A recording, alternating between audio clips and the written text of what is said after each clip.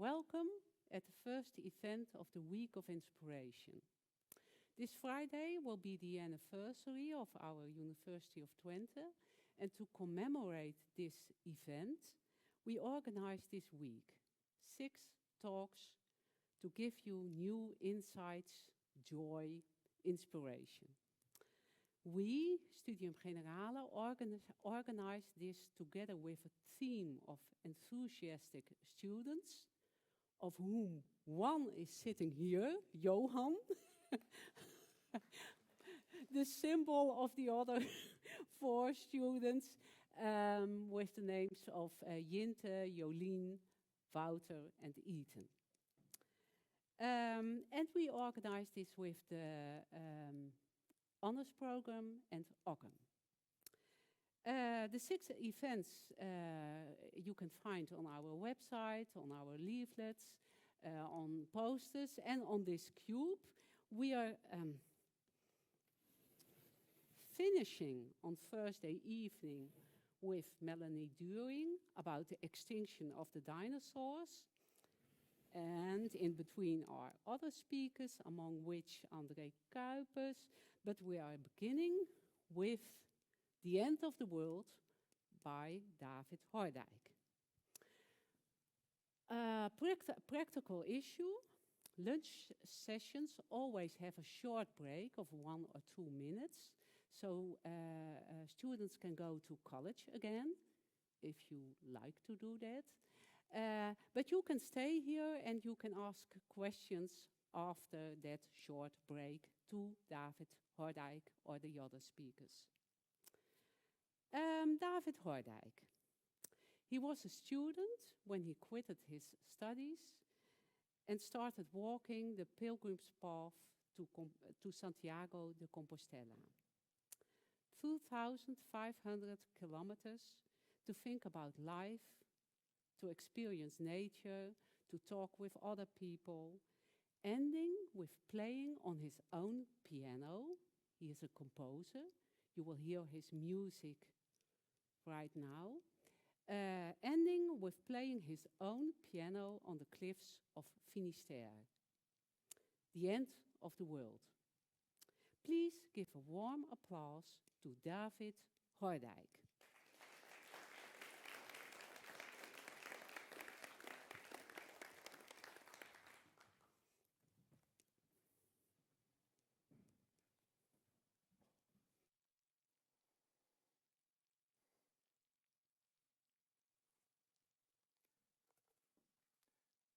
The 15th of April, 2021, 2 weeks before departure. Helmond, Sperenstraat number 7. I walk up to the door, I ring the doorbell, and after a while, a friendly face opens the door. And I say, I have a rather odd question. Could I maybe take a stone from your backyard? A stone, she says. Yes, a stone. In 2 weeks, I will set out for a pilgrimage to a place called Finisterre, the end of the world. And the ritual of this pilgrimage I'm undertaking is that you bring a stone that stands for everything you want to leave behind. The house where you're living in right now is the house where I was born 25 years ago. And I guess all of you can understand that at that moment, this friendly face was still looking at me with a big question mark on her face still. But in the end, I got to take my stone from her backyard. From this house, I have more than enough to leave behind. Across the street still stands the church where my father used to be a preacher man. And in that house, but also in that church, there was the very strong implicit assumption that you have to do good. But that's actually exactly what I want to leave behind, that having to do good. And don't get me wrong, because I think doing good can be something beautiful, but if you have to do good for others before you can do good to yourself, then you do have a problem. And perhaps this played a role in how my father got burned out in that church. To make matters worse, while he was recovering from this burnout, he fell from a ladder and he was taken away with wailing sirens. And at that moment, we were not sure if he was going to make it. But he did. Yet, when he came back home, he wasn't the same anymore. Due to the brain injury he'd suffered due to that fall, he was even less resistant to stress than he had been due to that burnout. So it was like that my mother took the very brave decision to move away with the 5 of us, with me, my 3 brothers, my sister, and to move away not only from this house, but also from the community of the church, and to move away from my father. So I guess you understand that I have a lot to leave behind from this place.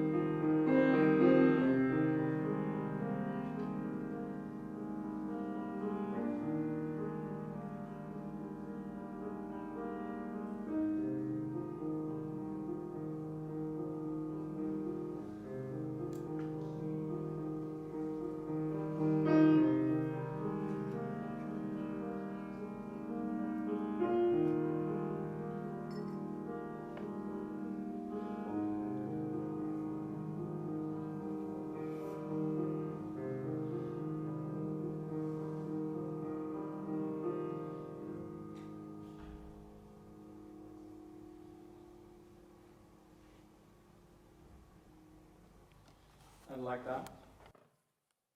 I made my way, starting 2 weeks later, to the south.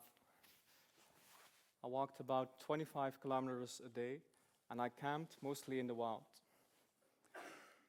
And when, after 15 days, I set foot in France, France didn't completely agree with that.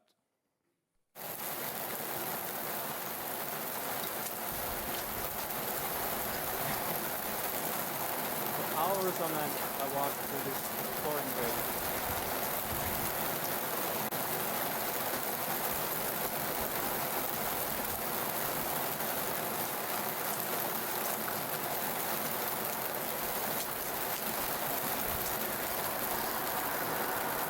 Well, you get the idea. But I even found like a bus stop so that I could show it to people like you that it really, really was that bad. And there were more things that went wrong that day. In the rush of leaving home, there was a tiny thing that I'd forgotten, which was a cover for my backpack. Well, while I was still walking, there was not really any problem. I was walking, and the walking keeps you warm as well, so far so good. I actually enjoyed the rain. But at some point, I'd done my distance for the day, so it was time to go and set up my tent. And when I made my way into the thicket, and I'd just set up my inner tent, I felt something on my shoulder. Hail. Oh my God, it can apparently hail in France in May. The ice storms can come. So that hail gave me a bit of a hurry, because I knew my inner tent wasn't watertight. In that hurry, I broke the pole of my tent, which I duct taped back together just 2 days ago. So yeah, I made my way. I put the outer tent over the inner tent. I went to do like a half set up tent, and I was already greeted by a puddle of water, which I soaked with a dirty sock. I threw the sock aside, duct taped the pole back together, got out of the tent, shoved the stick in my tent, and set up as bad or as good as I could set up that tent. And then it was like 7 p.m., so I got into my tent, and I thought, well, what am I going to do? I might as well just try to sleep. But I unpacked my bag, and everything was wet. My sleeping bag was wet. My sleeping clothes were wet. Even my thermal clothes were wet. Everything was wet. And because of this, I didn't lay there dormant, but rather in an uncomfortable mix of mild cold and self-pity. And both of those things aren't really going to help you sleep. Anyway, the next day, I continued my way like a zombie through the French countryside. And after a few days, I got my first symbol of hope, so to say. I found this shell. You can see one hanging from my backpack. And this is the shell you use to show other people you're a pilgrim, that you're a pilgrim on the way to Santiago de Compostella. But this time, I saw the shell not on my own backpack, but on somebody else's backpack. So I walk up to him, and I say, bonjour. And he recognizes my Dutch accent, and he says, zijt gij ook een pilgrim? So you're a pilgrim too. This was the Flemish Pieter Jan. And from that moment on, we would have the most amazing adventures together, from making campfires on abandoned train tracks, to making the most amazing culinary supremacy, I don't know how to call it, the best camp meals from virtually nothing. And yet, the downpour continued. It was still raining then. And after a few days, Pieter Jan said to me, David, I'm sick of this rain. I want to sleep inside for a night. So we decided to knock the door of an abbey. But we soon found out that this abbey was not an abbey anymore, because we weren't greeted by monks, but just by a normal man. After a short conversation in French, I heard, entrez, entrez. And we came into this wide hall and were led up stone steps into a kind of hotel room where we could stay for the night. And in this room, we had our own bathroom, and they even had a warm shower for us. Can you imagine that? After having walked in the rain for more than a week, a warm shower. After freshening ourselves up and leaving all our stuff, we were invited to take place at the dinner table. And a rich dinner was set before us. Soon we learned that this man that let us in was not just any man, but it was the mayor of the village. His 2 sons were also there, and they had organized a festival just the day before. And there were plenty of bowls of food left, and us 2 hungry pilgrims, well, we knew to deal with some food, of course. As we were walking through the Champagne region, you might not believe it, but they even opened a bottle for us. But for me, the biggest surprise came after that. When I come into these old buildings, I have a kind of sixth sense. I know somewhere there must be a piano for me.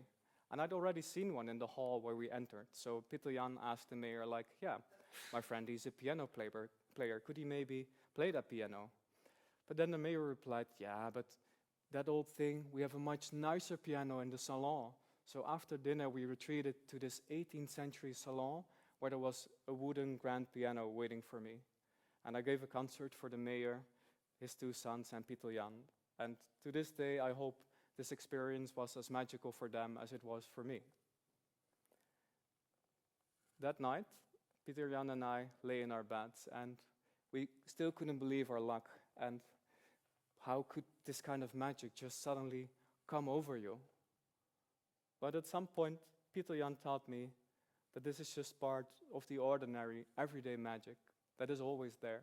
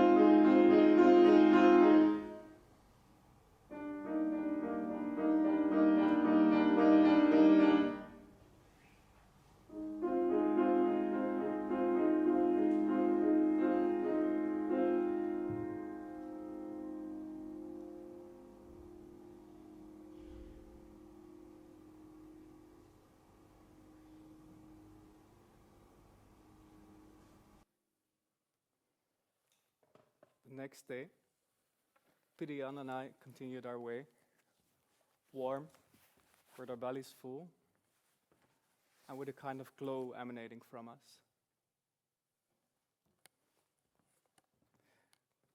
After walking about 2 hours, I felt my pocket. Something was missing. My stone. My stone. That stone that symbolized that having to do good. I'd forgotten it in the abbey. And curiously, it was around the same time that all kinds of insights were coming to me on my way. That I could make choices, the big choices in life, in such a way that they would simply make me happy, and that I didn't need to do things for others, and that I could just leave life simple like that. And at the same time, I found that even though we've had a very tough time with everything that happened to my father, that right now I'm so happy that he's still there, and for the bond that I have with him now, and it was literally a weight off my shoulders.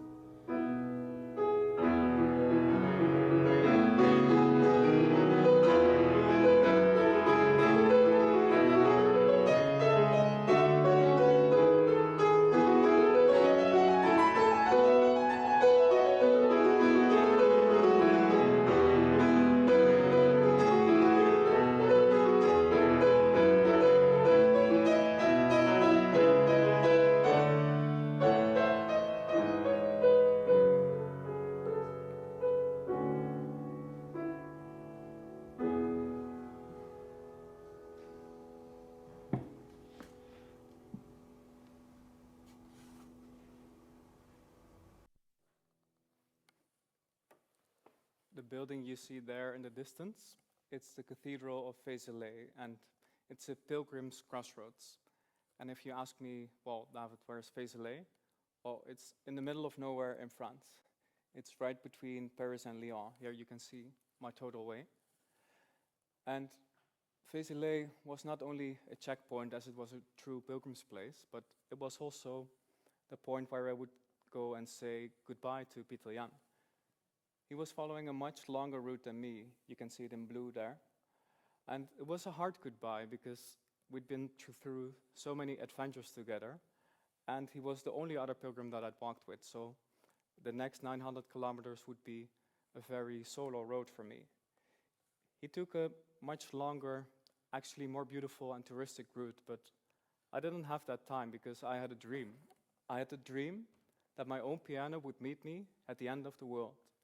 I'd even set up a crowdfunding for it. The money was there, and two of my friends were crazy enough to want to bring my own piano all the way from the Netherlands. All I had to do, well, was walk there, of course, but it also meant that I had to stick to a kind of schedule, so it meant a definite goodbye to Pieter Jan. The next 900 kilometers were virtually unchanging landscapes, so it was Some would say boring, but for me it was mostly meditative. Yet at the Pyrenees, everything changed completely. I think before the Pyrenees, I saw 20 other pilgrims walking in almost 3 months. But from the moment I touched the Pyrenees, it became like one big walking festival with the most strange characters passing by. The guy you see lying there on the floor is called Mitch, a Japanese guy, and he was working in Valencia in the kitchens there. And you could hear that he taught himself Spanish, but not from a textbook. He had actually learned it from those kitchens. The Spanish was not like, buenos días, señor, ¿cómo está? But it was more like, wah, tío, hijo de puta, joder, cabrón. So the day I met Mitch, I think I learned 10 times as many curse words as I knew before in Spanish. So it was a strange, but to me, nice bonus. And from that point onwards, there were inside jokes that started to come up, and this walking party just went on, and the biggest obstacle was overcome, which was the Pyrenees. And from that point on, it was just one big party.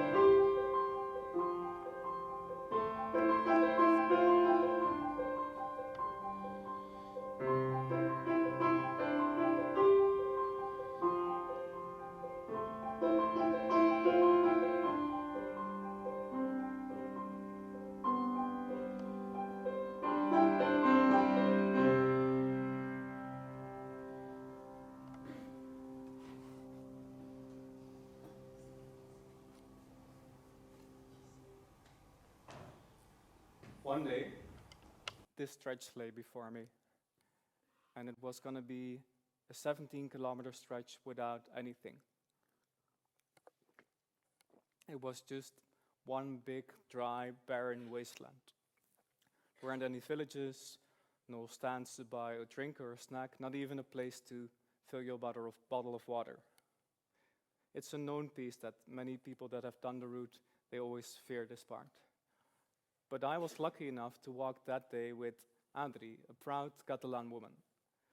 And the luck lay in that her pace was much higher than mine.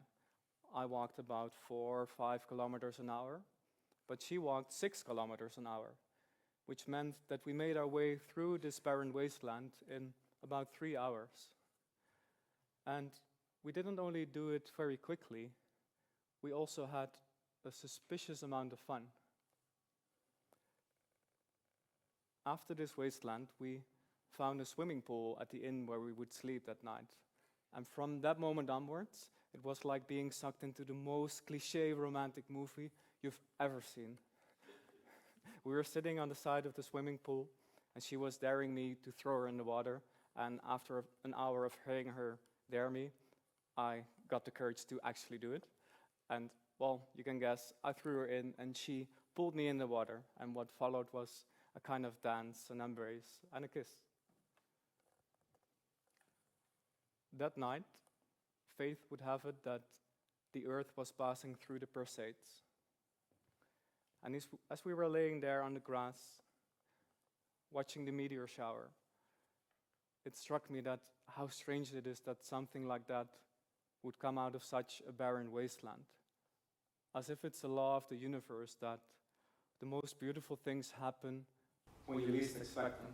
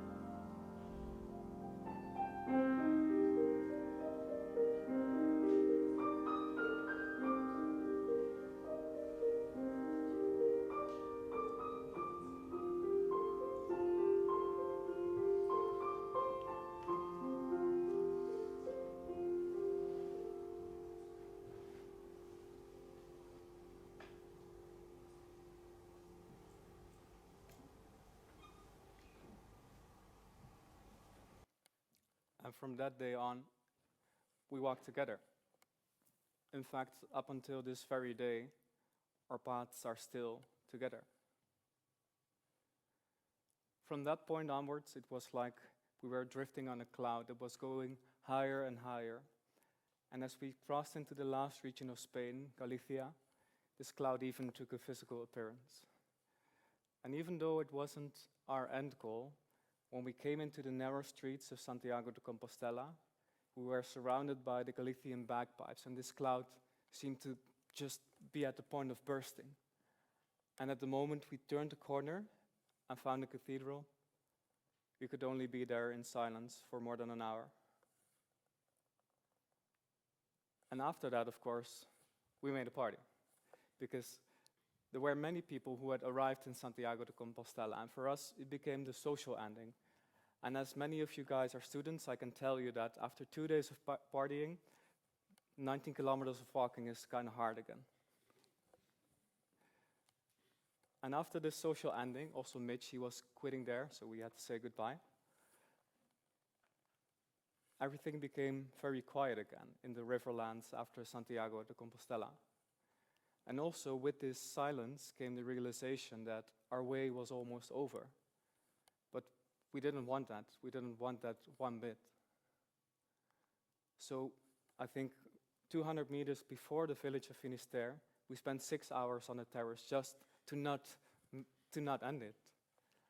We spent so long there that in the end we had to run to catch the sunset at Cape Finisterre. But still, after almost 4 months and more than 2,500 kilometers, there were 0 kilometers left to walk, and the way it ended. But the adventure hadn't. As I hope you guys remember, there was still a piano coming that way. Before I left, I thought of where I wanted it, and it was here at this red axe. You could see the sunset in the west here, and it was a bit higher than this lighthouse that all pilgrims know. Yet when I came there, I saw that you could either take a crooked stairs with a bend in it, or this goat's path here with steps up and down of 1 meter sometimes. So this meant that it was basically impossible to get a 200-kilo piano up there.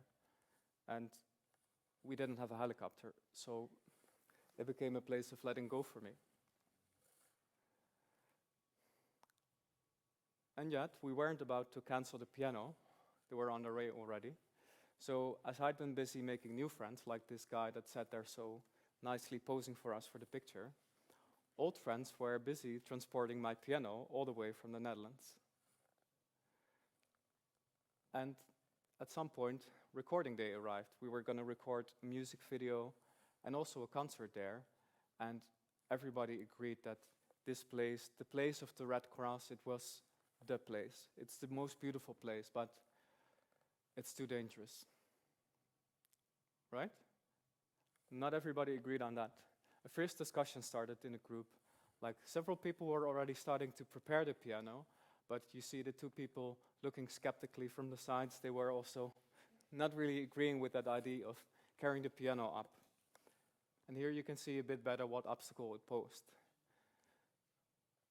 At some point, however, Joris, the one in black standing there on top, he said, "Yeah, but David, if that's the place for your piano, then we're just going to make it happen. You've not come all this way for nothing." And it was too much for me. He was one of the ones that brought my piano all the way from the Netherlands, and he was willing to literally risk his life, because imagine just you take a piano up there and it falls on top of somebody. It's 200 kilos. It's no joke. But it was too much that somebody would want to do that for me. And you can also see that I was not completely relaxed with the idea of doing it.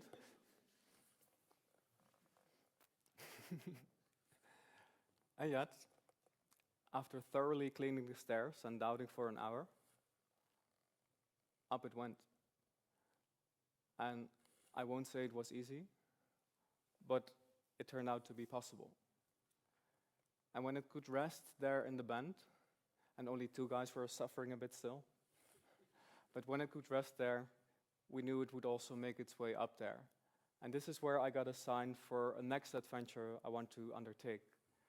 For me, the whole experience was so perfect. I felt so free of stress that I thought the only thing missing, that's my piano.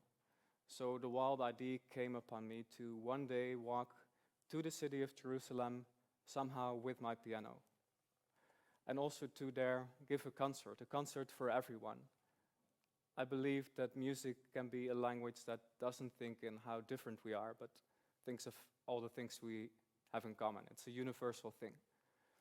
The sign I got is this white pole. It reads, "May peace prevail on earth." It's a worldwide project, and it reads it in several languages. There's also one in the Anne Frankplein in Den Bosch. It's everywhere. And I really believe that music can mean something there, or at least I hope so. But that's the next adventure. So there it was, on the cliffs, at the lighthouse, exactly where I dreamed it would be. And so many things came magically together there in Finisterre. If I hadn't met Adri, I wouldn't have had a Spanish language interpreter that could arrange for several essential things. We didn't have a piano tuner by the time we got there, and imagine bringing a piano all the way from the Netherlands and having it sound bad. You couldn't do that. So she called one from Santiago de Compostella, But this wasn't just any piano tuner, we got a master. This man removed problems from my piano that had been in there for years.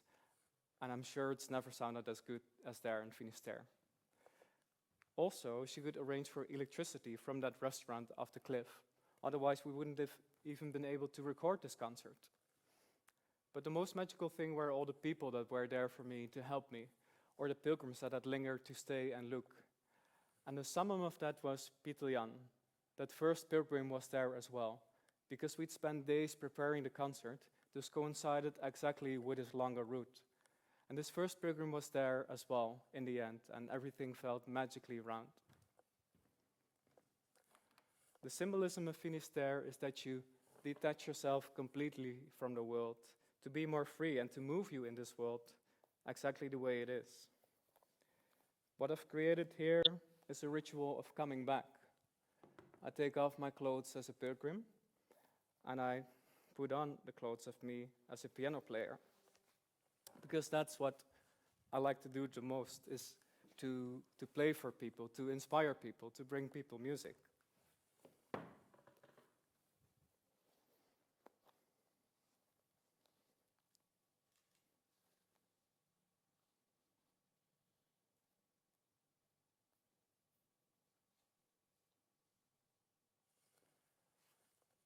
One of the few things I did foresee before leaving was that the people that would bring my piano would also be the two to hand me my red jacket, the red jacket that I always use to perform. But today, I'm very, very happy that Hiska Bakker from Studium Generale will help me and will make me a little bit more artist even.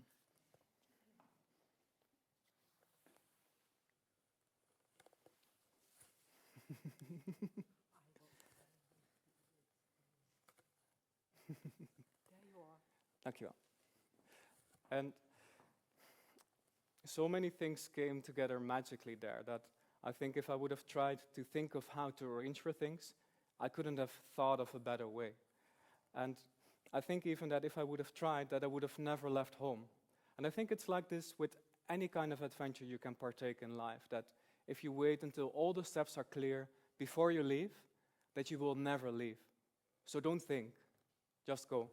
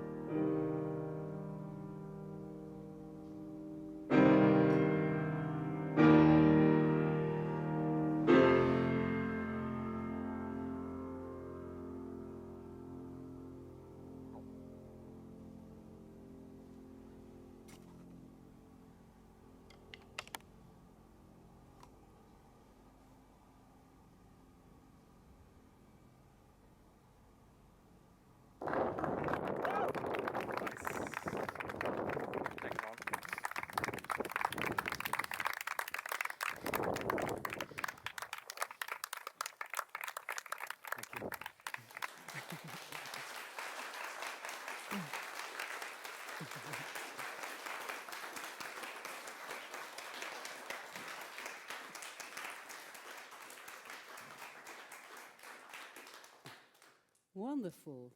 Thank you for a very beautiful performance. Yes, and I liked your music a lot. I didn't hear it before, but it was superb.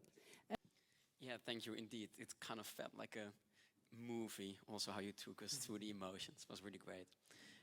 I'm really wondering, because you lived up to this dream, walked 2,500 kilometers to reach this one goal, this one point. What happened afterwards?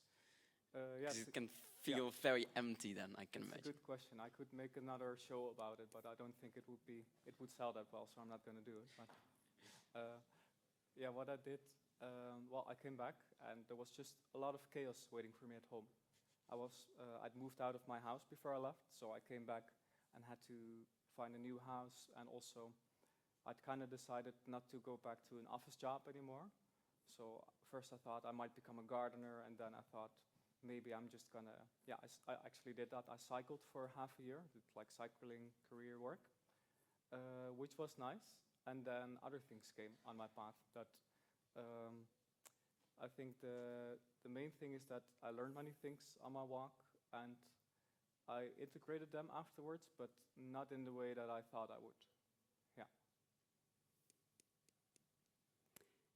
And about your idea to go to Jerusalem Yeah. and to play there, how about that project?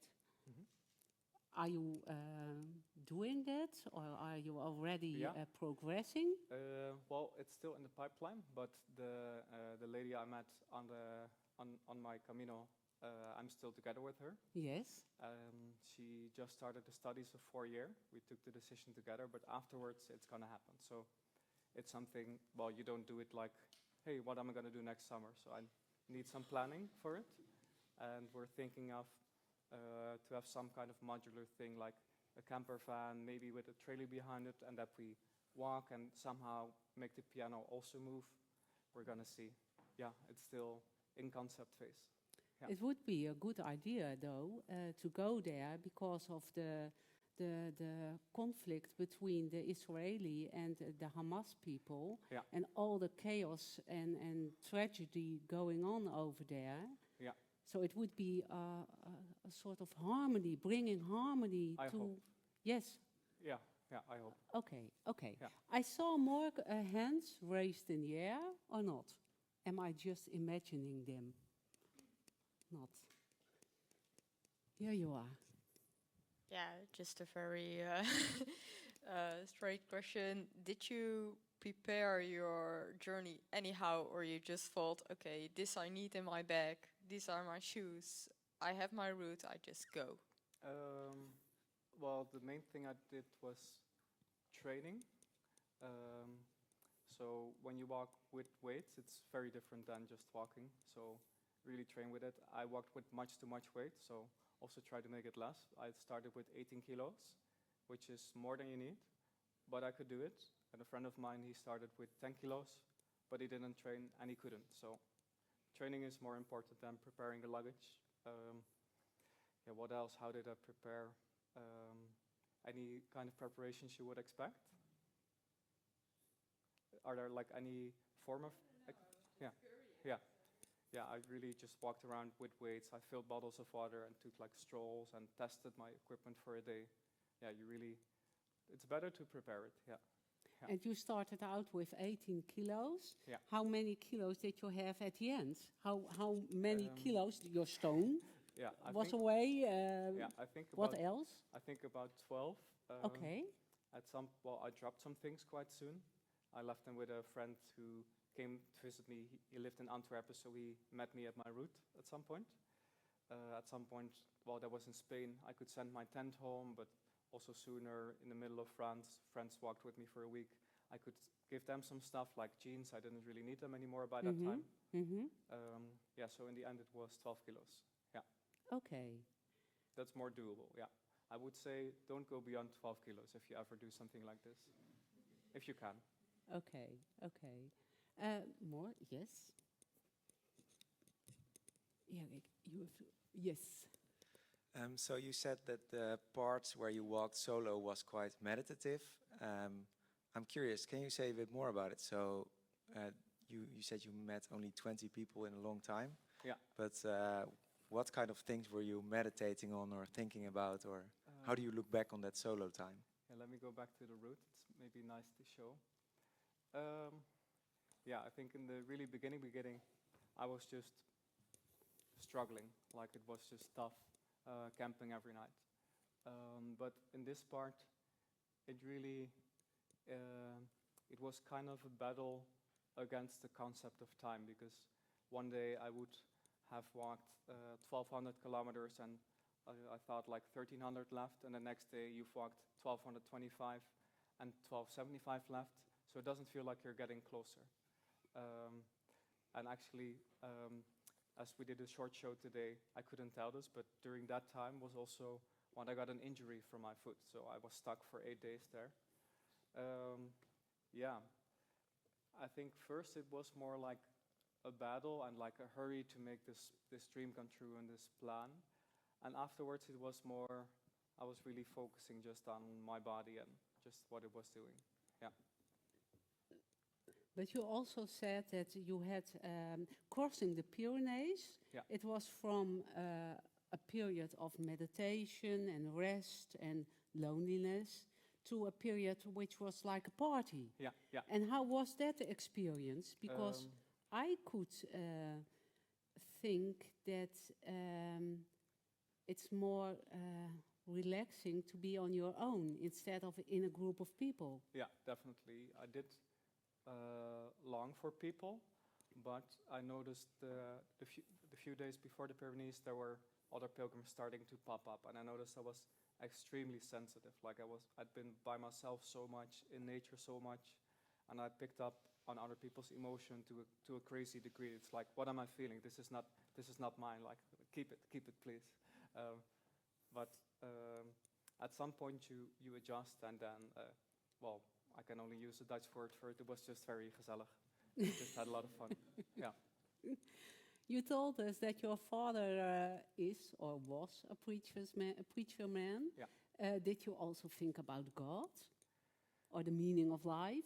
Or Yeah, for me, I remember my mother. She's also quite kerkelijk. She goes to church still. yes. And for me, I would use different words. Like I would say just universe, like something like this works better for me. But she was very scared when I went, of course. I'm the youngest of the 5, so yeah, I got that you're scared as a mother. But I told her like, yeah, Mom, don't worry, God will watch over me. And I felt that like the universe, it will just take care. It's something, yeah, I've just a big faith in whatever people and everything the whole world would give me on my way. Yeah. And what about the balance between doing good for others and doing good for yourself? Yeah. Has it changed? Yeah, it comes from a different way. It comes more.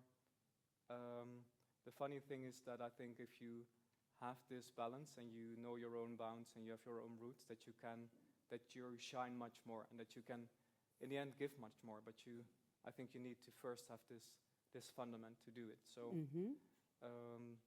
yeah, I think I'm doing it in a more sustainable way, and sustainable in the sense that it's mentally sustainable. Yeah. Okay. More questions? Can you pause it? Oh, yes. Thank you. First of all, I really appreciate your performance, which is very interesting. It's like a 3D movies in front of me, very artsy. And my question is, I really feel connected with your music. So I want to know if you compose these songs during your trip, or you just like before or after. And do you have any message you want to convey or emotion you want to convey? Thank you. Okay, yeah.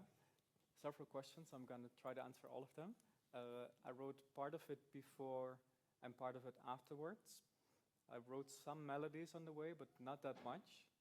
What I think the biggest impact of my walking on my composing was that I could do it with much more emotion, much more conviction. So that's how it really changed. Like after not playing for 4 months, I was really technically out of shape. Like I couldn't do the most difficult things I could do before, but like emotionally I could put much more in it. And your second question was, what do you want to convey with your music? I think it's more the music that wants to convey something. Like when I compose, I don't sit down and think like, now I'm gonna compose. I just sit down, I play, I improvise a lot. Also today, part was improvisation.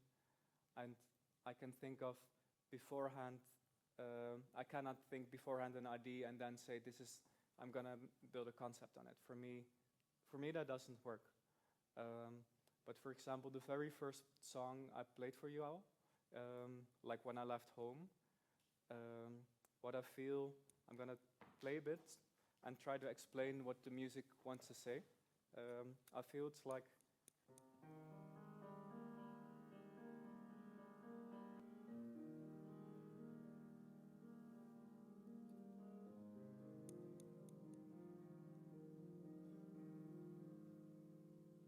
I feel that's like the feeling of being in a swamp, but you're kind of detached from that swamp at the same time, and there comes something, you're connected to something that makes you rise above it. Yeah, and for me that's music, and for other people that can be something else. And for me, I choose this song also because, just everything we've been through as a family, it's life, and life sometimes drags you down, but you have to sometimes pull yourself out by the hairs to get out of there. And it seems impossible, but you need a connection upwards somehow. And for me, that's music. Can we also listen to your music by Spotify, Yeah. or can we buy it? No, I don't sell it right now. I'm working on a CD for this album. And many of the songs I played today, you can find them on Spotify. Some is improvisation, and some is not even recorded yet, and some I'm gonna release. So if you look, this song is unreleased, so this should come out somewhere the next few months. Okay. Yeah. Okay. Yes.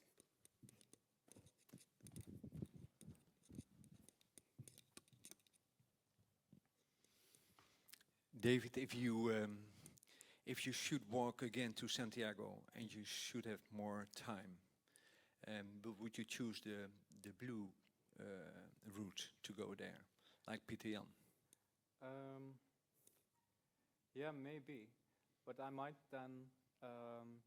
Now I avoided Paris because I was walking during COVID time still, so it was wiser to avoid it.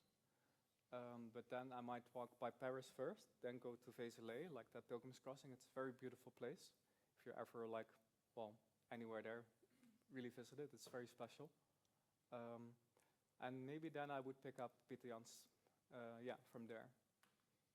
Because of the nature, or what's to see there? Yeah, it's mostly the way from Le Puy-en-Velay. It's apparently very beautiful. I see someone nodding. You've done it? I did it. Yeah. So, well, you can tell us more than I can. If you Do want. you want to share something about it?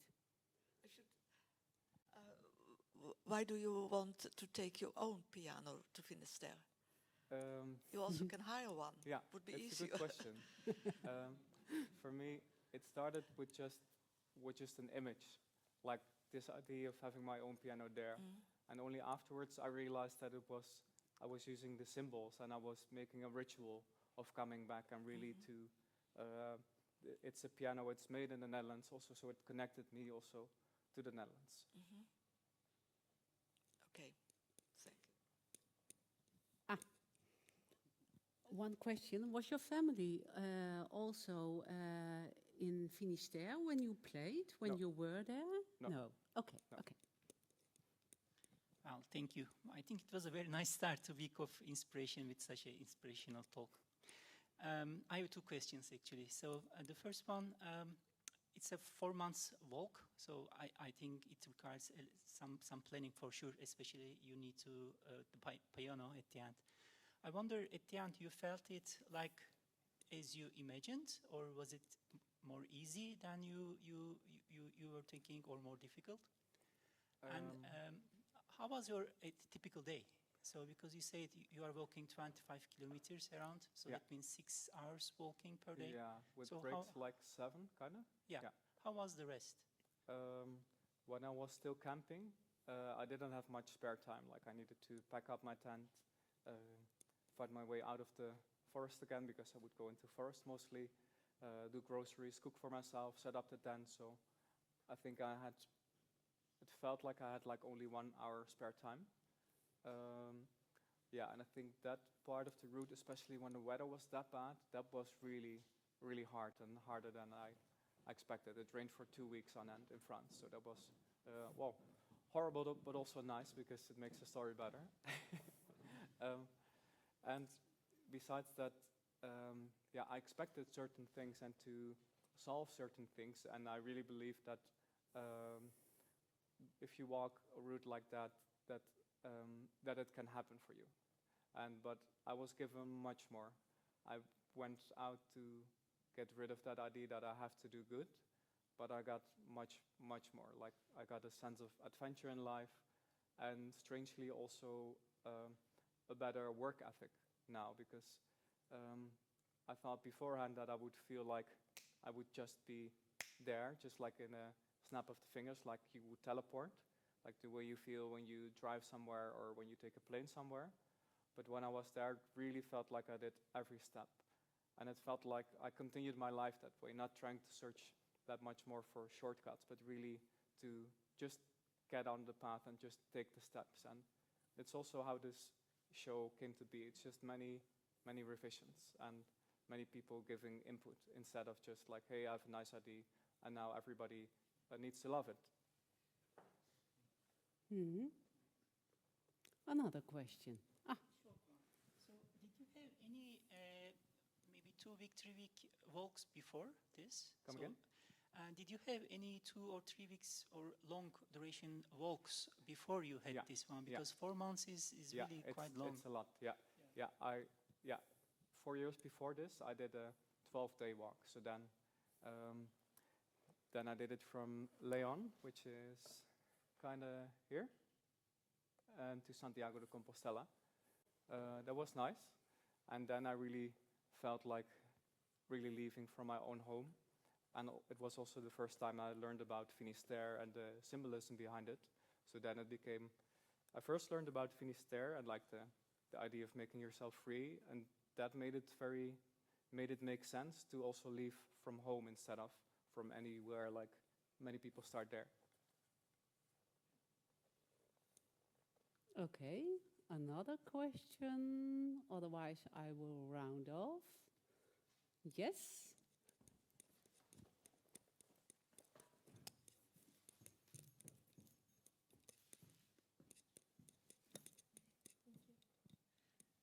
So I wanted to ask you, for a beginner, I haven't walked any far like this ever in my life, but it's something that I find really interesting, and maybe someday I might. Do you have any tips? Yeah. Well, if you feel the call, so to say, to walk to Santiago, you can do it in any way you want. You can walk in a warm place, in a cold place. You can walk with many people joining you, or you can walk by yourself. I would suggest going a bit in between. I would suggest this route is not the Frances. Don't take this one in the peak months, which are like summer and also May and June. But you can take also a route, it's a bit more challenging, but very beautiful. It's called the Primitivo, and it's 310 kilometers. And if you're trained well, it would be a very nice start. It's very beautiful. And for a beginner, well, train. Try to find a nice backpack, a light one. This one is 2 kilos, but you can have a backpack of 1 kilo. So it's a very cheap holiday. So you can invest a bit on nice lightweight gear, and also really test it, train it, and just find your own way. There's 1,000 ways to walk the Camino. There's people that walk with almost nothing, and there's people that walk with 25 kilos. And a friend of mine, he brought like an accordion on the Camino, and a heavy one. Crazy guy. But yeah, just find your way. Yeah. Thank you. Okay, well, to quote you, David, you said during your story, every day there is ordinary magic that's always there, something like that. For me, this was a kind of magic, the way you played the music and told your story, the questions you asked. So I would like to give a warm applause to David. Thank you for everything. Thank you.